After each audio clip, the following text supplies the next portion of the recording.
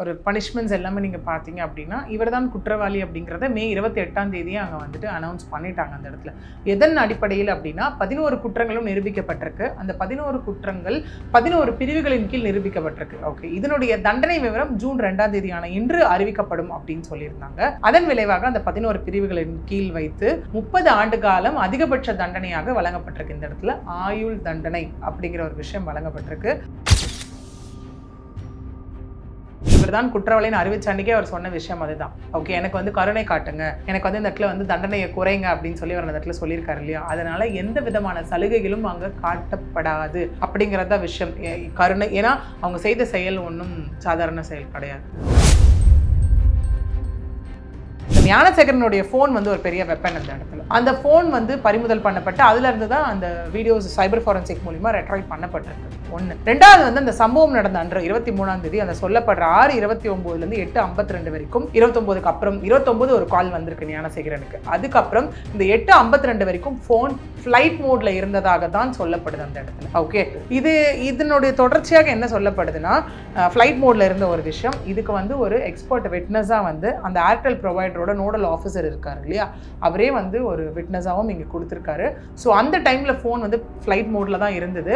ஞானசேகரன் அந்த பாதிக்கப்பட்ட பெண்ணை வந்து பயம்படுத்துவதற்காக மட்டுமே அந்த சார்ன்ற ஒரு வார்த்தையை யூஸ் பண்ணதாகவும் இந்த இடத்துல இருக்கு. பெண்ணும் இதில் லாக்ன்றதை தாண்டி இந்த பெண்ணுக்கு உறுதுணையாக இருந்தது அவங்க பேரண்ட்ஸ். ஏன்னா கம்ப்ளைண்ட் கொடுத்துருக்காங்க அந்த இடத்துல. ஹாஸ்பிட்டலில் கூட்டு போய் உடனே அட்மிட் பண்ணியிருக்காங்க. ஆண் நண்பரும் உள்ளே வந்திருக்காரு, கம்ப்ளைண்ட் கொடுத்துருக்காங்க, எல்லாமே பண்ணியிருக்காங்க. இது எப்படின்னா ஹேண்ட் ஆன் ஹேண்ட் தான் போகணும் இந்த விஷயம். ஒரு பாதிக்கப்பட்ட பெண் முன் வந்தாலும் அந்த இடத்துல இந்த பெண் யோசிச்சு பயப்படுறது அந்த சொசைட்டியை தான். ஸ்டில் அந்த சொசைட்டி கேட்குற கேள்வி பெண்ணை நோக்கி மட்டுமே இருக்கு. விக்டிம் பிளேமிங் அண்ட் ஷேமிங் மட்டும் தான் இருக்கே தவிர்த்து தப்பு செஞ்சவங்க ஆண்களாக இருக்கும் பட்சத்தில் அது பெருசாக அந்த சொசைட்டி கன்சிடர் பண்ணுறது இல்லை. அட் த சேம் டைம் பெண்களும் have to be very alert. இப்போ ஏன்னா உன்னை கொலை பண்ணிடுவேன், உன் பாய் ஃப்ரெண்டை கொலை பண்ணிடுவேன், உங்கள் அப்பா அம்மா கொலை பண்ணிடுவேன், இந்த மாதிரி கொலை பண்ணிடுவேன் சொல்லி தான் வாங்கப்பட்ட ஒரு கன்சென்ட்டாக இருக்கும் இந்த இடத்துல. ஓகே, இது எல்லாமே நடக்கும்போது கண்டிப்பாக அந்த பாதிக்கப்பட்ட பெண்களுக்கு ஏதோ ஒரு விஷயம், ஏதோ ஒரு தீங்கு நடந்துருச்சுன்னா அவங்க பேரண்ட்ஸ் பெரிய சப்போர்ட்டாக இருக்கணும் அங்கே. ஏன்னா இந்த விஷயமா இருக்கட்டும், பொள்ளாச்சி கேஸாக இருக்கட்டும், கம்ப்ளீட்டாக அவங்க பேரண்ட்ஸ் சப்போர்ட் இருந்ததுனால மட்டும்தான் இன்னைக்கு இந்த குற்றவாளிகளுக்கு இந்த தண்டனை வழங்கப்பட்டிருக்கு.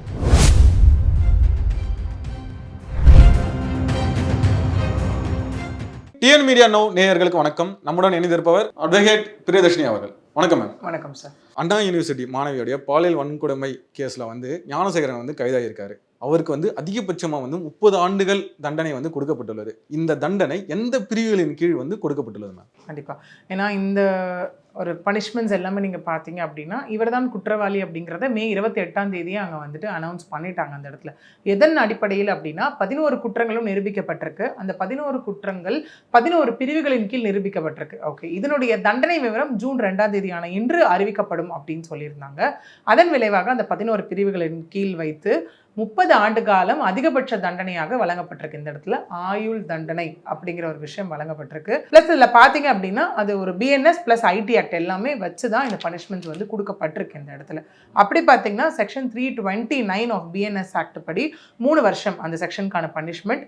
விருப்பத்திற்கு மாறாக நடந்து கொள்ளுதல், அந்த பெண்ணினுடைய விருப்பத்திற்கு மாறாக ஒன்று.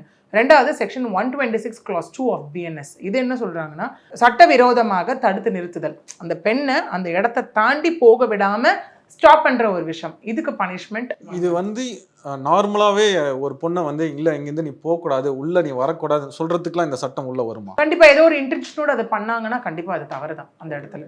ஓகே, பர்பஸ் இல்லாம இன்டென்ஷன் எதுவுமே ஒரு அந்த அப்படி சொல்லக்கூடியதற்கான ஒரு நியாயங்கள் எதுவுமே இல்லாம தடுத்து நிறுத்தினால் ஒரு இன்டென்ஷன் தவறாக இருக்கும் போது அது தவறு தான் அந்த இடத்துல. ஓகே, அடுத்தது பார்த்தீங்கன்னா செக்ஷன் 87 ஆஃப் பிஎன்எஸ் ஆக்ட். இதுல வந்து 10 வருஷம் 10,000 ரூபாய் ஃபைன். இது என்ன சொல்லுதுன்னா வலுக்கட்டாயமாக அந்த பெண்ணை ஆசைக்கு இணங்க செய்தல். ஓகே, அப்புறம் செக்ஷன் இந்த இடத்துல 76 ஆஃப் பிஎன்எஸ். இது வந்து கடுமையாக தாக்குதல் 7 years and then 10,000.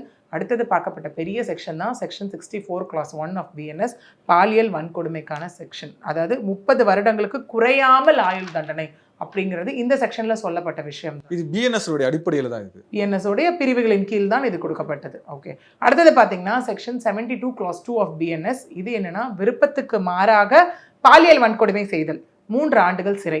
அடுத்தது செக்ஷன் 351 clause 3 ஆஃப் பிஎன்எஸ் கொலை மிரட்டல் விடுத்தல் 7 வருஷம் 10,000 ரூபாய் ஃபைன். அப்புறம் செக்ஷன் 238 ஆஃப் பிஎன்எஸ் இது வந்து பாலியல் வன்கொடுமை தொடர்பான ஆதாரங்களை அளித்தல், இது வந்து 3 ஆண்டுகள் 10,000 ரூபாய். கூடவே section 66 of IT act information technology act 2000 இது என்னன்னா ஒரு தனிநபர் ப்ரைவேட்டாக இருக்கும்போது அவங்களுக்கான ப்ரைவசியான ஃபோட்டோஸ் எல்லாம் எடுக்கிறாங்க இல்லையா, எடுத்து வச்சு அவங்களோட உரிமைகளை மீறுதல், வெளியே அனுப்புறதா இல்ல டிரான்ஸ்மிஷன் எடுக்கிறதே தப்பு தான். ஃபர்ஸ்ட் ஆஃப் ஆல் போட்டோ எடுக்கிறது தப்பு, அதை எடுத்து அனுப்புறதும் தப்பு, எல்லாமே தப்பு தான். ஷேரிங், டிரான்ஸ்மிஷன், டிரான்ஸ்மிட்டிங் எல்லாமே தப்பு தான். அதில் இது வந்து 25,000 ரூபாய் ஃபைன் ப்ளஸ் 3 ஆண்டுகள் சிறை. கூடவே செக்ஷன் 127 clause 2 ஆஃப் பிஎன்எஸ் இது என்னன்னா உடலில் காயத்தை ஏற்படுத்துதல் 1 year. இதனை தாண்டி 11வது பிரிவான தமிழ்நாடு விமன் ஹராஸ்மெண்ட் ஆக்ட் 2002 வந்த செக்ஷன் 4 இதில் தான் தண்டனை இல்லை அப்படிங்கிற ஒரு விஷயம் இருக்குது. ஏன்னா ஆல்ரெடி உங்களுக்கு பிஎன்எஸ்லேயே உச்சபட்ச தண்டனை கொடுத்துட்டாங்க அந்த இடத்துல. இந்த 30 ஆண்டு காலங்களையும் ஏக காலங்களில் அனுபவிக்க வேண்டும். அதாவது டே 1 ஆஃப் அரெஸ்ட்லேருந்து 30 வருடங்கள் ஒன்று. ரெண்டாவது, இந்த 30 வருட காலங்களில் எந்தவித சிறை சலுகையோ எந்த விதமான தண்டனை குறைப்போ நிகழ்த்தப்படாது அப்படிங்கிறதோட விஷயமாக கூட சேர்த்து தான் இந்த ஜட்மெண்ட் கொடுக்கப்பட்டிருக்கீங்க. நீதிபதியோடைய இதுல வந்து எந்த ஒரு சலுகையும் ஞானசேகரனுக்கு வழங்கப்பட மாட்டாது அப்படின்னு சொல்லியிருக்காங்க. இந்த சலுகைனா என்ன? கண்டிப்பா சிறை சலுகை அப்படின்னா நீங்க பரவலும் எடுத்துக்கலாம் இந்த இடத்துல. ஓகே, அலோ பண்ணப்பட மாட்டாதுன்ற விஷயமா இருக்கட்டும். அடுத்தது எந்தவித தண்டனை குறைப்பும் கருணையும் காட்டப்படாது அப்படின்றது வந்து பாத்தீங்கன்னா இந்த இடத்துல வந்துட்டு அவர் சில பேர் நம்ம ஜெயிலில் இருக்கும்போதெல்லாம் பார்த்தீங்கன்னா நன்னடத்தையின் காரணமாக விடுவிப்பு, தண்டனை காலங்கள் குறைப்பெல்லாம் பார்ப்போம்ல, அந்த மாதிரி எதுவுமே இதில் இருக்க போகிறது இல்லை அப்படிங்கிறது தான் இதனுடைய ஒரு விளக்கமாக இருக்குது. அதேமாரி வந்து இவங்க வந்து மேல்முறையெடுப்பாங்க. இப்போ வந்து இந்த வழக்கும் போதே வந்து இவங்க வந்து எங்கள் அப்பாவுக்கு வந்து அப்பா இல்லை, அம்மா மட்டும்தான் இருக்காங்க, அதேமாரி வந்து ஒய்ஃபு குழந்தைங்க இருக்காங்க, அதேமாதிரி நிறைய கடன் இருக்குது, இந்த கடன் வந்து அவங்க மீது தான் வரும், அதனால எனக்கு வந்து சில இது பண்ணுங்கன்னு சொல்லியிருக்காங்க. இதே மேல்முறையீட்டு போகும்போது இந்த விஷயத்துக்கு வந்து எதனா ஒரு சலுகை கிடைக்குமா அவருக்கு? இதெல்லாம் கன்சிடர் பண்ணப்பட மாட்டாது. ஏன்னா இவர் தான் குற்றவாளின்னு அறிவிச்சாண்டிக்கே அவர் சொன்ன விஷயம் அதுதான். ஓகே, எனக்கு வந்து கருணை காட்டுங்க, எனக்கு வந்து இந்த இடத்துல வந்து தண்டனையை குறைங்க அப்படின்னு சொல்லி அவர் அந்த இடத்துல சொல்லியிருக்காரு இல்லையா. அதனால எந்த விதமான சலுகைகளும் அங்கே காட்டப்படாது அப்படிங்கிறத விஷயம். கருணை, ஏன்னா அவங்க செய்த செயல் ஒன்றும் சாதாரண செயல் கிடையாது. அதனால எந்தவித கருணையோ எந்தவித குறைப்போ இந்த இடத்துல இதெல்லாம் வச்சு கன்சிடர் பண்ணி கொடுக்கப்பட மாட்டார். அவர் செய்த குற்றங்களுக்கான தண்டனை என்னவோ அந்த தண்டனையை அவர் அனுபவிச்சே ஆக வேண்டும். இந்த டிசம்பர் 23 and 24 இந்த சம்பவம் நடக்கும்போது 2 பேர் இருந்தாங்க அப்படின்னு தான் நியூஸ்லயும் வந்து அந்த பெண்ணும் சொல்லிச்சு. ஒருத்தருக்கு வந்து ஃபோன் பண்ணாரு, அவர்கிட்ட பேசி என்னை வந்து அவருக்கும் இணங்க சொன்னதா அப்படின்னு அந்த பொண்ணு ஸ்டேட்மெண்ட் கொடுத்தாங்க. பட் எஸ்ஐடி கமிஷன்ல இப்பயும் பார்த்தீங்கன்னா 2வது பேர் யாருன்னு தெரியல. எஸ்ஐடி கமிஷனில் போகும்போது கூட அந்த 2வது நபர் யாருன்னே தெரியல அப்படின்னு வருது. இந்த இது அந்த பொண்ணு ஸ்டேட்மெண்ட் கொடுக்கும்போது இருந்த 2வது நபர் எஸ்ஐடி கமிஷன் அப்போ அவர் இல்லை. ஏன், எதற்கு? இல்லை இருக்காரு அப்படிங்கிறது இல்லை. இது முற்றிலுமாக இப்போ அதுக்கும் ஒரு விளக்கம் என்ன கொடுக்கப்பட்டிருக்க அரசு தரப்பு வழக்கறிஞர்கிட்ட இருந்து பார்த்தீங்கன்னா, அது ஃபோன் அந்த ஸ்பாட்டில் 2வது நபர் இருந்ததா எங்கேயுமே சொல்லலை. சரிங்களா? ஏன்னா ஃபோனில் வந்துட்டு கால் பண்ணும்போது அந்த சார் எப்போ கூப்பிட்டாலும் நீ வரணும், ஓகே, அந்த பொண்ணு வந்து நான் லீவுக்கு ஊருக்கு போகிறேன்னு சொல்லும் போது செமஸ்டர் லீவுக்கு அதெல்லாம் போகக்கூடாது, அந்த சார் எப்போ கூப்பிட்டாலும் வரணும், சார் நான் மிரட்டிட்டு விட்டுறேன்னு சொன்னதாகவும் தான் நாங்கள் ரெஜிஸ்டர் ஆயிருந்தது. இப்போ அதுக்கு தான் என்ன சொல்லியிருக்காங்க அப்படின்னா, இந்த ஞானசேகரனுடைய ஃபோன் வந்து ஒரு பெரிய வெப்பன் அந்த இடத்துல. சரிங்களா? அந்த ஃபோன் வந்து பறிமுதல் பண்ணப்பட்டு அதுல இருந்து தான் அந்த வீடியோஸ் சைபர் ஃபாரன்சிக் மூலிமா ரெட்ரைவ் பண்ணப்பட்டிருக்கு. 1. 2வது வந்து அந்த சம்பவம் நடந்த அன்று 23ஆம் தேதி அந்த சொல்லப்படுற 6:29 8:52 வரைக்கும் 29க்கு அப்புறம் 29 ஒரு கால் வந்திருக்கு ஞானசேகரனுக்கு. அதுக்கப்புறம் இந்த 8:52 வரைக்கும் ஃபோன் ஃப்ளைட் மோட்ல இருந்ததாக தான் சொல்லப்படுது அந்த இடத்துல.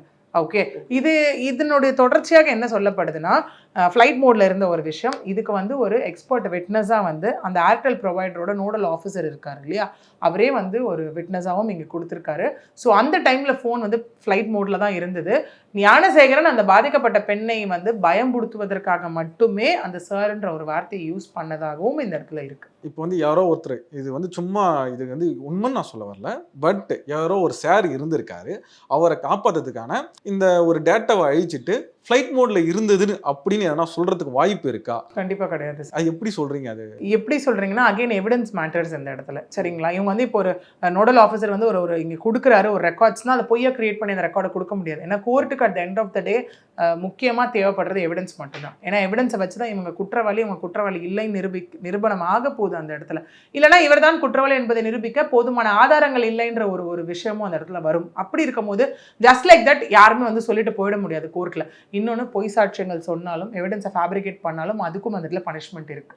என்ன மாதிரியான இந்த ஃபேப்ரிகேட் பண்ணா என்ன மாதிரியான 2 years இருக்கு சார் பனிஷ்மெண்ட் அந்த இடத்துல. ஆமா மினிமம் 2 years இருக்கு. சோ அப்படியெல்லாம் ஜஸ்ட் லைக் தட் வந்து சொல்லிட்டு போயிடும். அப்ப அந்த 2 hours வந்து ஃப்ளைட் மோட்ல தான் இருந்தது. அதுக்கு அந்த இதுல சொல்ல முடியுமா இந்த ஃப்ளைட் மோட்ல தான் இருந்ததுக்கான? ஏன்னா சுவிட்ச் ஆஃப் பண்ணியிருக்கலாம், இல்லைனா வந்து அந்த டேட்டாவை எதனா கட் பண்ணி அது ஃப்ளைட் மோட்னு எதனா சேஞ்ச் பண்ண முடியும். அப்படி கொடுக்க முடியாது சார். ஏன்னா உங்களுக்கு வந்துட்டு அந்த டவர்லேருந்து எடுக்கிற ட்ராக்கிங் லொக்கேஷனை வச்சு ஃபோனை ஆஃப் பண்ணி மாற்றி கொடுக்குறதுலாம் அங்கே பண்ண முடியாது. எல்லாமே டேட்டா வந்துட்டு உங்களுக்கு த்ரூ டெக்னாலஜி யூஸ் பண்ணி கொடுக்க போகிற டேட்டா தான். அது எல்லாமே ஒரு எக்ஸ்பர்ட்டோட ஒப்பீனியன்ஸ் இல்லாமல் எதுவுமே எவிடன்ஸாக ஏற்றுக்கொள்ளப்படாது.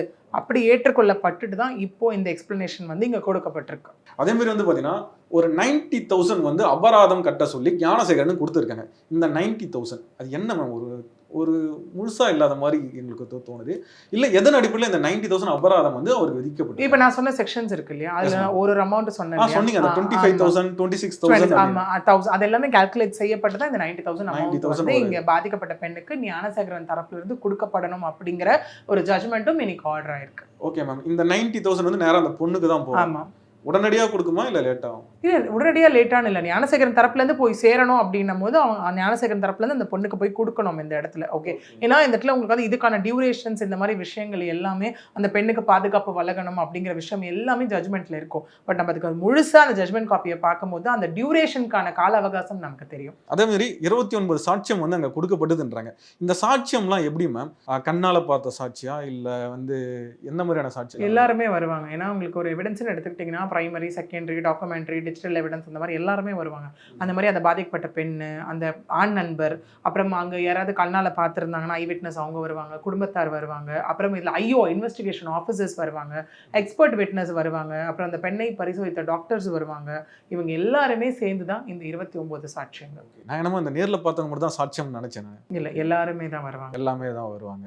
இப்போ அந்த ஃபாரன்சிக் டிபார்ட்மெண்ட் கூட அவங்களும் ஒரு சாட்சியமாக தான் அவங்க எக்ஸ்பர்ட் விட்னஸ்ல உள்ள வந்து இப்போ வந்து பார்த்தீங்கன்னா இந்த மாதிரி சூழ்நிலை வந்து ஒரு பெண்கள் வந்து பார்த்தீங்கன்னா ஏதோ ஒரு விஷயத்தில் வந்து பிளாக்மெயில் செய்ய போகிறாங்க. ஃபோட்டோ எடுத்தோ ஒரு இல்லை அவங்களுடைய அம்சம் அந்த மெசேஜ்லாம் இருக்குது பார்த்தீங்களா, இந்தமாரி வந்து பெண்கள் சில இடத்துல வந்து மாட்டிக்கிறாங்க மேம். இப்போ வந்து இவங்களுக்கு என்ன ப்ராப்ளம்னா, நம்ம போலீஸ்கிட்ட போனால் போலீஸ் இதை மிஸ்யூஸ் பண்ணுவாங்களோ, இல்லை எதனா அவமானப்படுமோ, இல்லைனா இவங்களே லீக் பண்ணுவாங்களோ அப்படின்னு ஒரு விஷயத்தில் தான் வந்து பெண்கள் வந்து உள்ளே போய் அந்த ஒரு விஷயத்துக்கு பயப்படுறாங்க. இப்போ இந்த பொண்ணே பார்த்தீங்கன்னா ஏதோ ஒரு இடத்துல பெரிய இடத்துல லாக் ஆகிட்டு இல்லை இதுக்கப்புறம் அங்கேருந்து தப்பிக்க முடியாது அப்படின்ற ஒரு இடத்துல தான் போய் வந்து சொல்லுது. ஏன் இதை வந்து ஆரம்பத்தில் இதனால் சொல்ல முடியல? இது ஆரம்பத்தில் சொல்லலாமா? இதேமாரி ஒரு ப்ராப்ளம் பிளாக்மெயில் ஒரு விஷயத்தில் வந்து மாட்டிக்கிறோம், நம்மளுடைய வீடியோவோ ஒரு ஃபோட்டோவோ எடுத்து ஒருத்தன் வந்து நம்மளை வந்து பிளாக்மெயில் பண்ணும்போது நம்ம நேராக போலீஸ்கிட்ட போகிறது நல்லதா, இல்லை மகளிர் ஆணையத்துக்கிட்ட போகிறது நல்லதா, இல்லை கோர்ட்டுக்கிட்ட போகிறது நல்லதா? எந்த பக்கம் ஒரு பெண்கள் வந்து போகலாம்? நீங்கள் சொல்கிறது எல்லாமே ஒரு ஜுடிஷியரி பார்ட்டுக்குள்ளே தான் வரும், சரிங்களா? அப்படி பார்க்கும்போது இந்த பெண்ணும் இதில் லாக்குன்றதை தாண்டி இந்த பெண்ணுக்கு உறுதுணையாக இருந்தது அவங்க பேரண்ட்ஸ். ஏன்னா கம்ப்ளைண்ட் கொடுத்துருக்காங்க, அந்த இடத்துல ஹாஸ்பிட்டலில் கூட்டு போய் உடனே அட்மிட் பண்ணியிருக்காங்க, ஆண் நண்பரும் உள்ளே வந்திருக்காரு, கம்ப்ளைண்ட் கொடுத்துருக்காங்க, எல்லாமே பண்ணியிருக்காங்க. இது எப்படின்னா ஹேண்ட் ஆன் ஹேண்ட் தான் போகணும் இந்த விஷயம். ஒரு பாதிக்கப்பட்ட பெண் முன் வந்தாலும் அந்த இடத்துல இந்த பெண் யோசித்து பயப்படுறது அந்த சொசைட்டியை தான். ஸ்டில் அந்த சொசைட்டி கேட்குற கேள்வி பெண்ணை நோக்கி மட்டுமே இருக்குது. விக்டிம் பிளேமிங் அண்ட் ஷேமிங் மட்டும்தான் இருக்கே தவிர்த்து தப்பு செஞ்சவங்க ஆண்களாக இருக்கும் பட்சத்தில் அது பெருசாக அந்த சொசைட்டி கன்சிடர் பண்ணுறது இல்லை. அட் த சேம் டைம் பெண்களும் have to be very alert. இப்போது ஏன்னா உறவுகளை நம்பி போகும்போதே பெண்களை ஏமாறுறாங்க அந்த இடத்துல இருக்கு இல்லையா? ஸோ அப்படி இருக்கும்போது அதில் கண்டிப்பாக அவங்களுமே ரொம்ப அலர்ட்டாக இருக்க வேண்டிய சுச்சுவேஷனில் தான் இருக்காங்க இந்த இடத்துல. ஏன்னா இந்த மாதிரி நடக்கும்போது திரும்ப திரும்ப அவங்க மேலே தான் ஒரு விஷயங்கள் தூத்தப்பட்டு கொண்டுட்டு இருக்க ஒரு விஷயமாவே இந்த இடத்துல பார்க்கப்படுது இல்லையா? அப்படி இருக்கும்போது பெண்களுக்கு அதே மாதிரி ஒரு பெண்கள் நீங்கள் எடுத்துக்கோங்களேன், ரோட்டில் போகிற யாராவது ஒரு 3வது மனுஷங்களை நம்பி ஏமாந்துட்டாங்கன்னு இருக்காது. ஒன்று உறவை நம்பி இருக்கும், இல்லை யாருன்னே அடையாளம் தெரியாத ஒரு நபர்களை நம்பி தான் இருக்கும், கன்சர்ன்ட் இல்லாமல் தான் இருக்கும் அந்த இடத்துல. ஓகே, இல்லைனா ஏதோ ஒரு ஆசை வார்த்தைகள் கூறி அந்த இடத்துல அந்த மாதிரி ஒரு விஷயங்கள் இருக்கும், கல்யாணம் பண்ணிக்கிறேன், இந்த ப்ராமிஸ் ஆஃப் சம்திங் அந்த மாதிரி இருக்கும், இல்லை ஃபோர்ஸ்ஃபுல்லாக கன்சென்ட் வாங்கப்பட்டிருக்கும். என்னன்னா உன்னை கொலை பண்ணிடுவேன், பாய் ஃப்ரெண்டை கொலை பண்ணிடுவேன், உங்கள் அப்பா அம்மா கொலை பண்ணிடுவேன், இந்த மாதிரி கொலை பண்ணிடுவேன் சொல்லி தான் வாங்கப்பட்ட ஒரு கன்சென்ட்டாக இருக்கும் இந்த இடத்துல. ஓகே, இது எல்லாமே நடக்கும்போது கண்டிப்பாக அந்த பாதிக்கப்பட்ட பெண்களுக்கு ஏதோ ஒரு விஷயம் ஏதோ ஒரு தீங்கு நடந்துருச்சுன்னா அவங்க பேரண்ட்ஸ் பெரிய சப்போர்ட்டாக இருக்கணும். அங்கே ஏன்னா இந்த விஷயமா இருக்கட்டும், பொள்ளாச்சி கேஸாக இருக்கட்டும், கம்ப்ளீட்டாக அவங்க பேரண்ட் சப்போர்ட் இருந்ததுனால மட்டும்தான் இன்னைக்கு இந்த குற்றவாளிகளுக்கு இந்த தண்டனை வழங்கப்பட்டிருக்கு. ஸோ இம்மீடியட்டாக அவங்க அப்ரோச் பண்ண வேண்டியது போலீஸாக தான் இருக்கும் இந்த இடத்துல. நீங்கள் சொல்ல மாதிரி விமன்ஸ் கமிஷனாக இருந்தாலும் சரி, இல்லை வந்துட்டு ஆல் விமன் போலீஸ் ஸ்டேஷனாக இருந்தாலும் சரி, எல்என்டோ கிரைம் யாராக இருந்தாலும் at the end of the day காவல்துறை தான். ஏன்னா ஃபர்ஸ்ட் ஸ்டெப் எந்த பக்கம் போகணும் அவங்களுக்கு எதுவுமே தெரிய மாட்டேங்குது. ஒரு சூழ்நிலையில ஏதோ ஒரு பிளாக்காக இருக்கேன், அந்த பெண்கள் அந்த நேரத்தில் எப்படி இருப்பாங்க, ஒரு பிளாக் அவுட்ல இருப்பாங்க. நான் ஒருவேளை இங்கே தான் போனால் நான் சரி விடு நம்மளுக்கு ஒரு பிரச்சனையை தீரணும் அப்படின்ட்டு அங்கே போய் மாட்டிக்கிறாங்க. எந்த ஸ்டெப் எடுக்கணும் ஒரு பெண், எந்த ஸ்டெப்? இம்மீடியட்டாக அவங்க போக வேண்டியது காவல்துறை தான். சரிங்களா, காவல்துறை அந்த இடத்துல எதுவும் நடவடிக்கை எடுக்காத பட்சத்தில் அவங்க இம்மீடியட்டாக கோர்ட்டை நாடலாம். இந்த மாதிரி நான் கம்ப்ளைண்ட் கொடுத்தா காவல்துறை எங்களுக்கு எதுவுமே பண்ணி கொடுக்கல அப்படின்னு சொல்லி நீதிமன்றத்தை நாடி நீதிமன்றம் மூலமாக காவல்துறையினர் வேலை செய்ய வைக்கலாம். அந்த இடத்துல நீதிமன்றம் வந்து காவல்துறைக்கு ஒரு டைரக்ஷன் போடுவாங்க, இது என்னென்னு விசாரிங்க, ஏன் இது மேலே இன்னும் விசாரணை நடத்தல, ஏன் எஃப்ஐஆர் போடல, ஏன் எஃப்ஐஆர் போட்டும் எந்த நடவடிக்கையும் எடுக்கல, இந்த கால அவகாசத்துக்குள் இதன் மீது நடவடிக்கை எடுத்து அந்த ரிப்போர்ட்டை எங்களிடம் சப்மிட் பண்ணுங்கன்னு சொல்லியும் அந்த இடத்துல ஒரு விஷயம் இருக்கும். இதுதான் ப்ராப்பர் வே ஆஃப் அவங்க பாதிக்கப்படும் போது அவங்க எடுத்துட்டு போக வேண்டிய ஸ்டெப்ஸ். நிறைய தகவல்களை தந்தமைக்கு ரொம்ப நன்றிங்க மேம். நன்றி சார்.